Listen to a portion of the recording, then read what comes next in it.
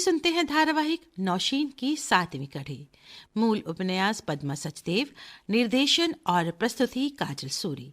Radio नटी रूपांतरकार अमिताभ श्रीवास्तव।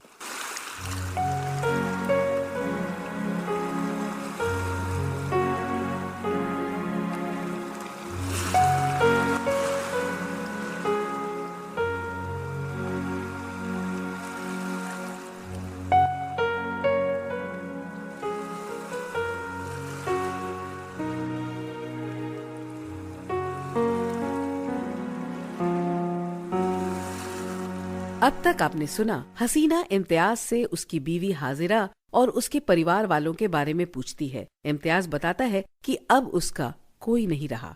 ये जानकर हसीना बहुत दुखी होती है। इम्तियाज फोन पर हरनाम के हालचाल जानने की कोशिश करता है। फोन न लगने पर वो चिंतित हो जाता है। इम्तियाज हसीना से कहता है कि वो अपनी बहन की सुखी गृहस्थी देखकर बहुत खुश है। इम्तियाज हसीना को बताता है कि फरहाद से उनके निकाह के बाद किस तरह फूफी ने अम्मी और सभी घर वालों को संभाला। उधर रात बीच में इम्तियाज की तबीयत बिगड़ जाती है। फरहाद अपनी बिल्डिंग में रहने वाले डॉक्टर गोखले को तुरंत फोन मिलाता है और इम्तियाज को देखने को कहता है। तभी दरवाजे पर कोई आता है। हसीना देखती है तो पता चलता है कि हरनाम आया है। हसीना कहती है कि हरनाम इतने दिन कहाँ लगा दिए। इम्तियाज तुम्हारी राह देखते देखते बीमार पड़ गया। अब आगे। हसीना, कैसा है इम्तियाज? लगता है डॉक्टर साहब ने इसे नींद का इंजेक्शन दिया है। लगातार सोए ही जा रहा है। 10 बज रहे हैं। आपको आज तैयार नहीं होना? नहीं, आज मैं नहीं जाऊंगा। दुकान हिलाल देख लेगा। हसीना देखो, इम्तियाज मेरा भी छोटा भाई है। हाँ। चुप हो जा, सब ठीक होगा। मैं देखती हूँ।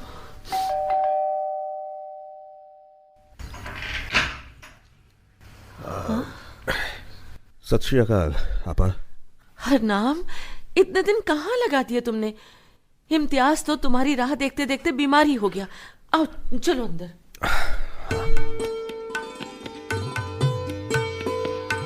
हरनाम, इतने दिन कहाँ लगा दिए तुमने? तुम्हारी राह देखते देखते इम्तियाज तो बीमार ही पड़ गया। श्रीनगर की कोई खबर जो नहीं मिली इतने दिन। फोन लगाया वो भी नहीं लगा। तुम थे कहाँ? हसीना, उस बेचारे को सांस तो लेने दो भाई। आओ भाई हरनाम, इधर आराम से तशरीफ रखो, पानी पियो और फिर अपनी आपा के सवालों का जवाब देने के लिए कमर कस लो। भाईजान, पानी तो बहुत जगह मिल जाता है पीने को। आप तो कश्मीरी कहवा पिलवाइए। और आपा, जब तक कहवा आ रहा है आप ये संभालिए। ये पैकेट हाजरा भाभी ने आपके लिए भेजा है और इम्तियाज के लिए ये खत। अच्छा, ये। अरे भाईजान, आप कहाँ चले? भाई तुम्हारे लिए कहवे का इंतजाम करने। तुम अपनी बात जारी रखो, मैं अभी आया। हाँ तो आपा, मैं बता रहा था कि जब मैं घर गया तो इम्तियाज की बेटी शीरीं आकर मुझसे कहने लगी, चाचा मेरे डैडी को क्यों नहीं लाए अपने साथ? मैंने कहा वो तेरे लिए गुड़िया लाने गया है, पर गुड़िया यहाँ आने को राजी नहीं हो रही है बेटा। जिस दिन मान जाएगी तेरे डैडी भी आ जाएंगे। उधर बच्चे इसके लिए मायूस हैं, इधर ये उनकी याद में गुम रहता है। हरनाम, तुम्हारे पास तो हमारा फोन नंबर भी है ना? फोन पर ही खबर कर देते कि इस बार चक्कर देरी से लगेगा। इम्तियाज की परेशानी तो कुछ हल्की हो जाती ना। अब आपा, आपको क्या बताऊं, दरअसल ट्रक का सामान लेकर मुझे बारामूला जाना पड़ा। बारामूला का नाम सुनते ही दारजी ने जिद पकड़ ली कि वो भी साथ चलेंगे। वहीं एक छोटा सा हादसा हो गया। हादसा? कैसा हादसा हरनाम? जब तक हम बारामूला रहे, दारजी रोज गुरुद्वारे जाने की जिद करें। एक दिन हम जब अशाई बाग के पास पहुंचे, आपा आपको याद है हमारे हमसायों का छोटा लड़का ममदू था जो दारजी से कहा करता था कि मैं बड़ा होके सरदार बनूंगा। हाँ। लेकिन फिर वो बड़ा होकर आतंकवादी बन गया। अशाई बाग के पास तुम्हें ममदू मिला? हाँ, वही तो बता रहा हूं। हम ट्रक में चले जा रहे थे कि सामने देखा मुंह पर कपड़ा बांधे, बंदूक ताने एक आतंकवादी खड़ा है।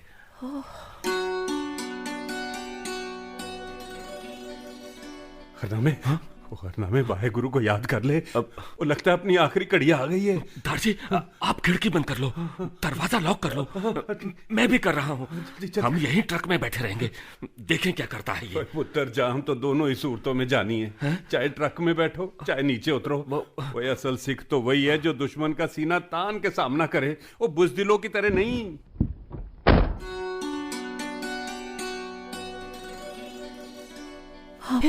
आपा, दारजी को ट्रक से उतरते देखा तो मैं भी उतर गया। बस एक अकेला आतंकवादी था। दारजी को देखते ही उसने बंदूक तो नीचे की और मुंह से कपड़ा हटाकर बोला,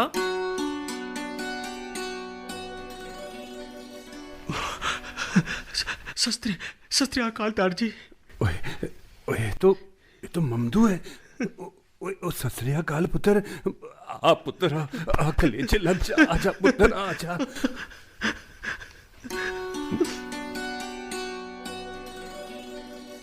दोनों गले लगकर जार जार रोने लगे। फिर ममदू बोला, दारजी, हाँ पुत्र। आप लोग जाओ। हाँ? अब कोई खतरा नहीं है। अच्छा ममदू, पर ममदू हमने तो सुना था कि तू पाकिस्तान चला गया है। हाँ दारजी, बड़ों की बात ना मानने की सजा भुगत रहा हूँ। ना पुत्र, जल्दी करो, आप लोग जाओ। ट्रक को सिर्फ लूटने का हुक्म था, किसी को मारने का नहीं। अच्छा।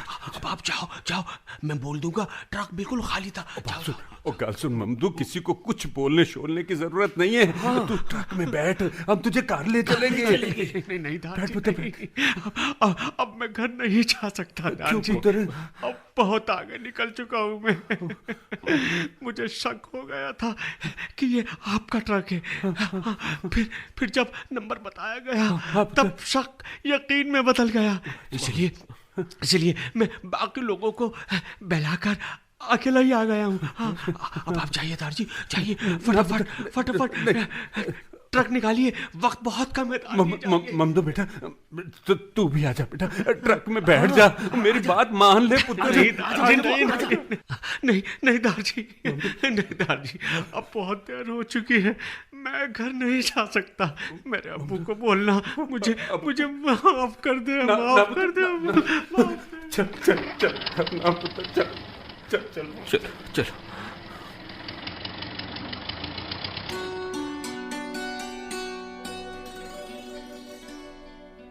या इलाही मिटना चांदी तदरे दिल। अरे हाँ, बीबी जी का कहवा तैयार है, चलो देता हूँ चलकर। बीबी जी कहवा। शाबान, कहवा यहीं मेज पर रख दो। अच्छा, साहब कहाँ है? जी वो गुसल खाने में है।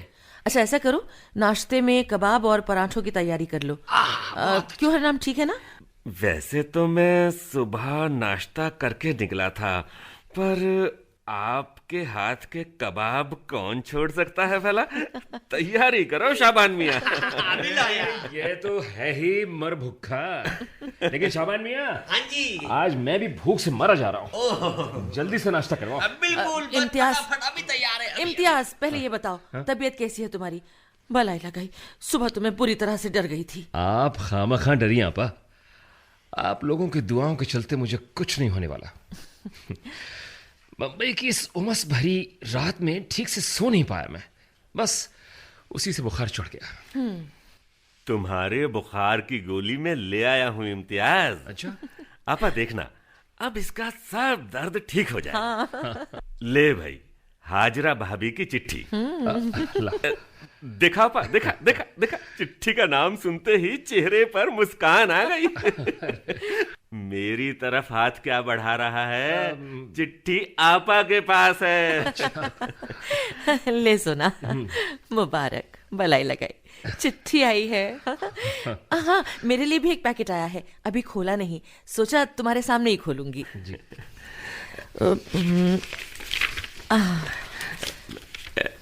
इम्तियाज, मैं घर गया था, सब ठीक है वहां, फिक्र करने की। अरे वाह, कुचिया, बादाम और मसाल बड़ी। और ये केसर की डिब्बी, और ये इस बड़े से पैकेट में क्या है? हाय अल्लाह, कश्मीर का नायाब चावल मुश्कबुत। क्या बात है। इन चावलों के लिए कितना तरसती हूँ मैं। आपा, मुंबई में मिलते नहीं ना, सिर्फ वादी में ही होते हैं ये। आपा, क्या बात है बेगम साहिबा, दो भाई सामने बैठे हैं और आप रो रही हैं। फरहाद, ये आंसू खुशी के आंसू है। इतने बरसों बाद मैके से पहली बार रिज़्क आया है। और ये देखिए देखिए, ये कश्मीरी मुश्कबुत चावल। अरे ये रिज़्क तो वाकई नायाब भी है और बेशकीमती भी। खासकर इन चावलों ने तो इसकी कीमत कई गुना बढ़ा दी है। भाईजान, मिलिटेंसी के दौरान इन चावलों की फसल इतनी ज्यादा हुई कि संभालना मुश्किल हो गया। फूफी ने अपने कमरे के पीछे की अपनी दोनों कोठरियों में बोरियां चिनवा कर रख दी। अक्सर कहती हैं, अगर नलकों में पानी आता रहा तो चावल उबालकर तो खा ही सकेंगे। क्या हुआ बेगम साहिबा, अब क्या वजह है रोने की भाई? शाल वालों की कोठी में सारा दिन गोश्त पकता रहता था। जब चाहो ताजा सब्जी, गोश्त, रोटी, चावल सब मिलता था। उस घर में उबले चावल खाने की नौबत आ गई थी। अरे आपा, ये सब तो आज भी मिलता है शॉल वालों की रसोई में। अभी उस दिन मैं खाकर ही आया हूँ। फूफी ने तो किसी आड़े वक्त के लिए चावल की बोरियां चिनवा कर रख दी थी। भाई बेगम, गम मनाने की बजाय तुम तो इस बात की खुशी मनाओ कि मायके से रिज़्क ने आकर बंद दरवाजों को खोलने की शुरुआत कर दी है। देखना, अब जल्दी ही तुम अपने इलाही मंजिल की रसोई में बैठकर फूफी ख्यात का मशहूर रिश्ता खाओगी। हाँ वाह, भाईजान एकदम दुरुस्त फरमा रहे हैं। आप अच्छी अच्छी बातें सोचो और रसोई में जाकर हमारे लिए अच्छा अच्छा नाश्ता बनाओ।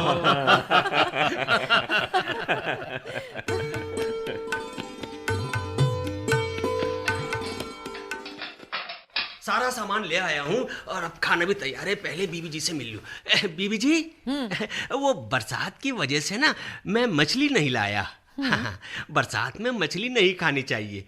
रिश्ते के लिए गोश्त तैयार कर दिया है। वैसे मामू जान को तो आज सिर्फ खिचड़ी खानी चाहिए। हाँ, ये कश्मीर तो है नहीं जहाँ हर मौसम में हर चीज हजम हो जाए है। शाबान मियाँ, मुंबई में रहते रहते तुम भी मुंबईया हो गए हो। बना लो, खिचड़ी ही बना लो, पर हाँ रिश्ता भी पकाना। हाक चुना हुआ रखा ही है, वो भी पका लो जी। इम्तियाज हाक के साथ भी बहुत खुश होकर खाता है। अच्छा हाँ, दही तो है ना? जी बीबी जी, और भी जमा दिया है। मामू जान तो बहुत दही खाते हैं ना। ओ तेरी आंख, मामू को खाने दे जो खाता है। तू तैयारी कर। जी। मैं एक बार फिर नहा लेती हूँ, आज बाजार भी जाना है। अरे हाँ शाबान, साहब ने गाड़ी भेज दी क्या?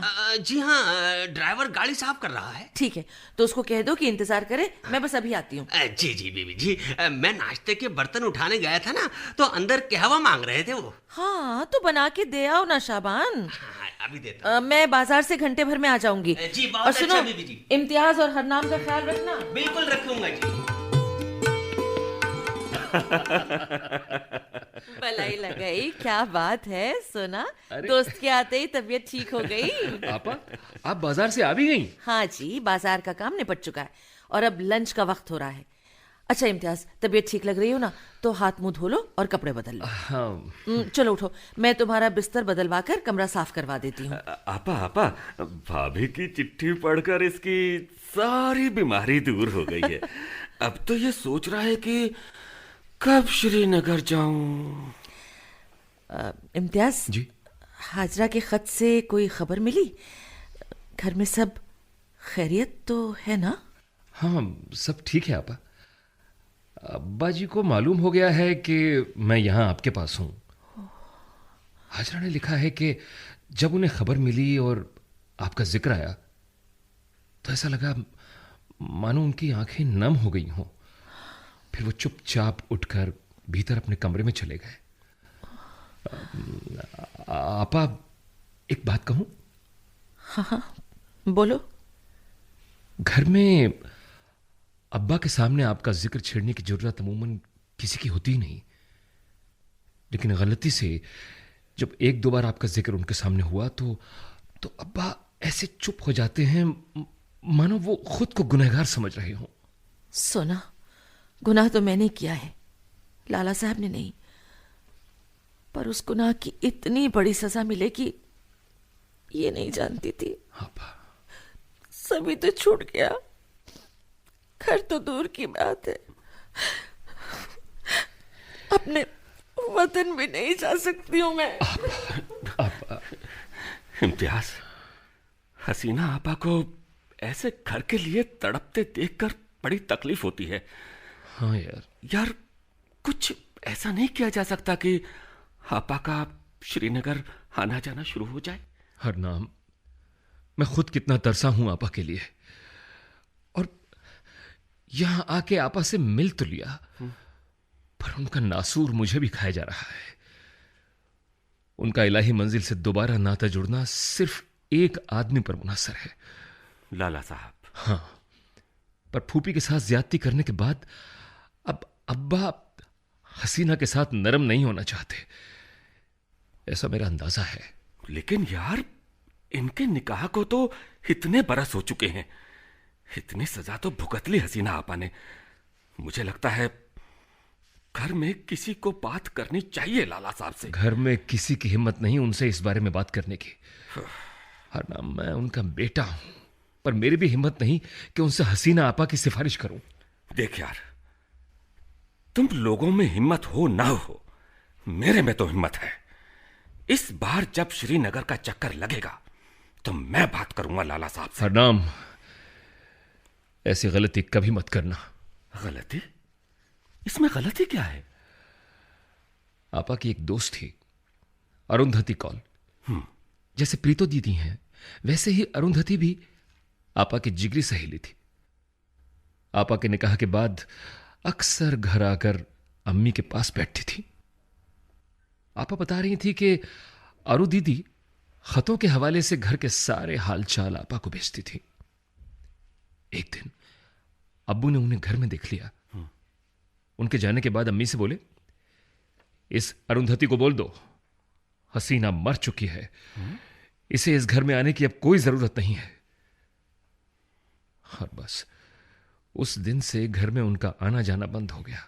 ठीक है, वो मेरा घर आना जाना बंद करवा देंगे ना, करवा दे बंद, लेकिन आपा का दुख दर्द मुझसे देखा नहीं जाता।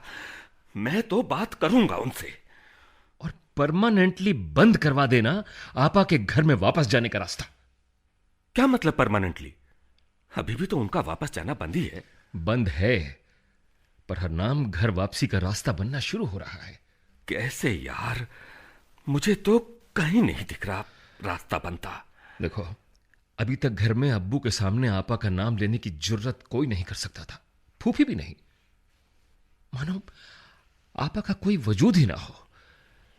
लेकिन अब मैं यहां रह रहा हूं और अब्बा भी इस बात से वाकिफ हैं। देखो ना, मैं दावे से कह सकता हूं, अब घर में बातचीत के दौरान आपा का जिक्र आएगा और अब्बा की मौजूदगी में आएगा। भाई मेरे, बड़ी दूर की कौड़ी लाया है तू। इतने बरस बाद जिक्र शुरू हुआ है। अगर इसी रफ्तार से चले तो आपा के लिए इलाही मंजिल का रास्ता खुलते खुलते तक गड्डी छूट जाएगी। अरे ये क्या इम्तियाज, तुम तो वैसे के वैसे ही बैठे हो।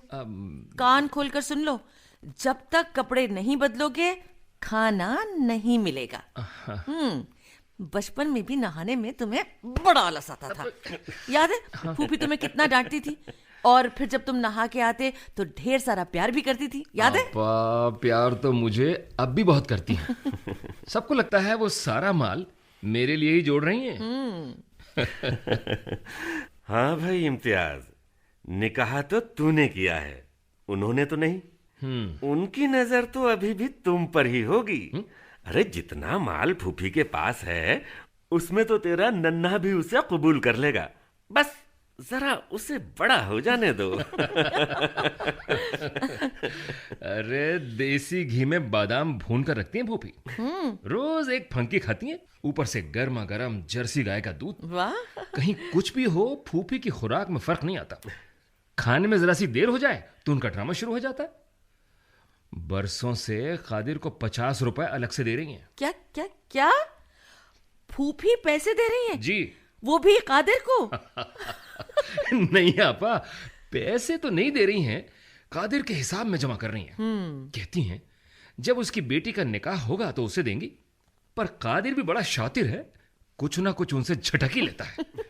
जब से फूफी के बागीचों और बागानों से आमदनी बढ़ी है, कादिर के भी पाव आ रहा है। पहले कहती थी शादी में सोने की अंगूठी देंगी, अब तो उसे बढ़ाकर चेन कर दिया उन्होंने। समझ नहीं आ रहा इतनी दिलदार कैसे हो गई फूफी। अरे आपा, फूफी काफी बदल गई हैं। अब वो पहले वाली कंजूस फूफी नहीं रही हैं। अहदू की शादी में उन्होंने 4 जोड़े दिए थे जो उन्हें छोटे पड़ गए थे। 2 नए जोड़े भी सिलवा दिए थे। अब तो फूफी का हाथ काफी खुल गया है, खुद को हातिमताई समझती है। अच्छा चलो, बहुत हो गई फूफी की बातें। उठो, नहाने जाओ। मैं गुसल खाने में तौलिया और कपड़े रख कर आई हूँ। चलो चलो, उठो। उठ भाई उठ, इम्तियाज उठ। जो कुछ करना है जल्दी कर ले, ऐसा ना हो कि तेरे चक्कर में मेरा खाना भी मारा जाए। जल्दी उठ, बहुत तेज भूख लगी है। जल्दी ठीक है जल्दी जा रहा हूं नहाने। अरे सब मेरे पीछे हाथ धोकर ही पड़ गए। जा रहा हूं नेहा कर सई के पोष 10 वारे छा मैदान पोष।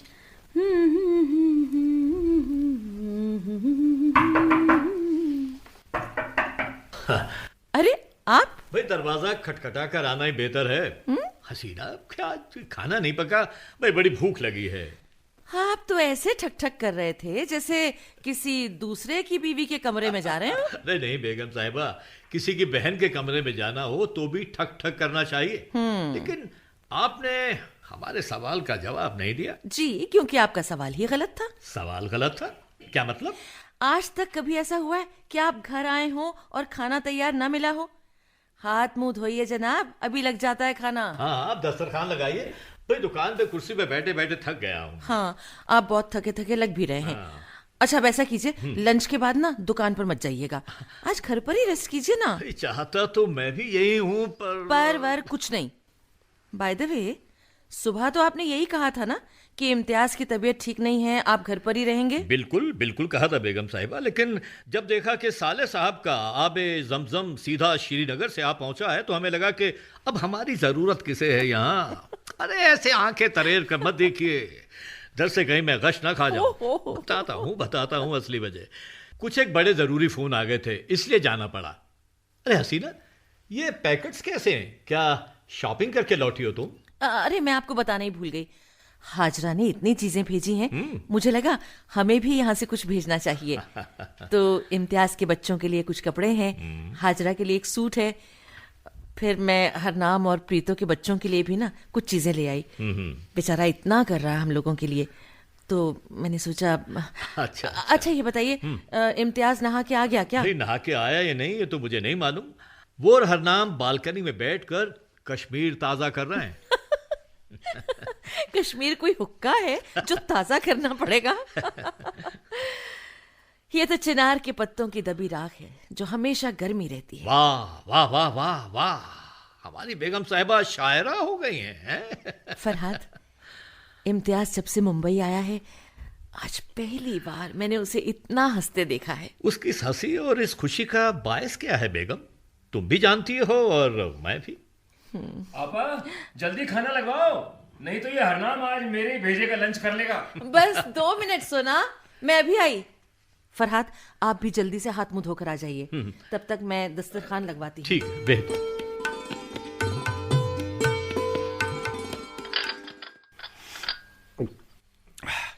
अरे हरनाम, क्या बात है भाई, थाली इतनी जल्दी सरका क्यों दी? थोड़ा रास्ता और लो। बस आपा बस, बहुत खा लिया मैंने, अब तो लगता है दस्तरखान से उठ भी नहीं पाऊंगा। अरे क्या तुम भी। पर वाकई मजा आ गया, कितने दिनों बाद इतना स्वादिष्ट खाना खाया है। क्यों, अभी पिछली बार आया था तब भी तो खाया था। अरे उसी के बाद की तो बात कर रहा हूँ।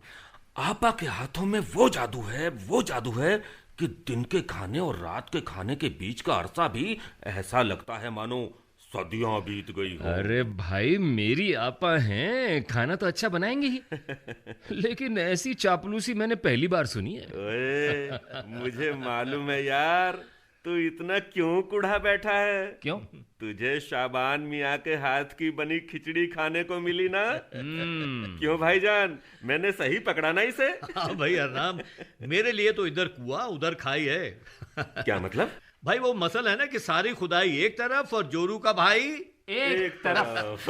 अब मेरे लिए तुम दोनों ही जोरू के भाई हो, तो मैं किसकी तरफ से बोलूं मैं तय नहीं कर पा रहा हूं। तो फिर आप एक काम करिए। क्या? आप आपा की तरफ से बोल दीजिए। वो ऐसे खामोश बैठी हैं मानो हम किसी और आपा की बात कर रहे हों। देखो भाई, ऐसा है कि आप वो लोग बात को ज्यादा आगे बढ़ाएं उससे पहले मैं कुछ कहना चाहती हूँ। हाँ हाँ, बताइए कहिए। कहिए। आज का खाना मैंने नहीं, शाबान ने पकाया है। क्यों भाई हरनाम, अब बोलो। भाई बेगम साहिबा, मैं नहीं मान सकता कि आपने खाने को हाथ भी ना लगाया हो। नहीं, हाथ तो लगाया है। अरे आपा, आपके हाथों में जादू है, बस उनका तो लगाना ही काफी है। हाय हाय। आपका हाथ लगा, जादू हुआ, खाना लजीजो तर। बोल भाई इम्तियाज, इस पर तू क्या बोलता है? अच्छा, इम्तियाज की छोड़ो और मेरी सुनो। तुम जहां भी जा रहे हो आओ, लेकिन डिनर हमारे साथ ही करना। उस वक्त बच्चे भी घर पर होंगे। आपा, ये दूसरी दफा मैं आपके घर आया हूं और मेरा रब जानता है कि मैं झूठ नहीं बोल रहा। दोनों बार ऐसा महसूस हुआ कि मैं कश्मीर पहुंच गया हूं। यहां से जाने का दिल बिल्कुल नहीं करता, लेकिन रोजी रोटी है ना, उससे भी बढ़कर दिल्ली में दारजी हैं, मेरी बीवी कुलवंत है, बहन प्रीतो है। मतलब तुम आज ही वापस हो जाओगे? हाँ, जाना पड़ेगा। इस बार आधा ट्रक यहां लोड हो रहा है, आधा रास्ते में इंदौर पर होगा। आज ही वापस निकलना बहुत जरूरी है। लेकिन आपा, ये मेरा वादा है कि इम्तियाज यहां हो ना हो, जब भी बंबई आऊंगा आपको और भाईजान को जरूर परेशान करूंगा। अरे हरनाम, अपने परेशान नहीं करते। हाँ। उल्टे उनके आने से जो परेशानियां तंग कर रही होती हैं वो भाग जाती हैं। हाँ। अच्छा सुनो हरनाम, मेरा कुछ सामान तुम्हें ले जाना होगा। अभी जाना मत, मैं लेकर आती हूँ। हरनाम, एक बात के लिए तो तुझे शुक्रिया कहना ही पड़ेगा। किस बात के लिए यारा? तूने श्रीनगर और मुंबई के बीच सौगातों का जो सिलसिला शुरू कर दिया है, देखना इसका नतीजा कुछ ना कुछ निकलेगा जरूर। सही गल है यारा, सही गल है।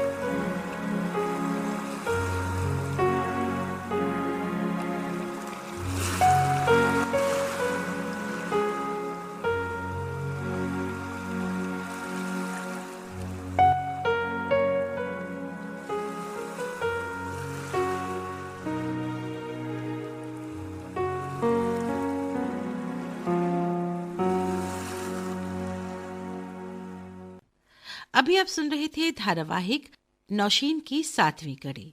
मूल उपन्यास पद्मा सचदेव, रेडियो नाट्य रूपांतरकार अमिताभ श्रीवास्तव, निर्देशन और प्रस्तुति काजल सूरी। भाग लेने वाले कलाकार थे सुचित्रा गुप्ता, कीमती आनंद, सुनील लोहिया, दिनेश वर्मा, एस एम शरीफ और नीरज शर्मा।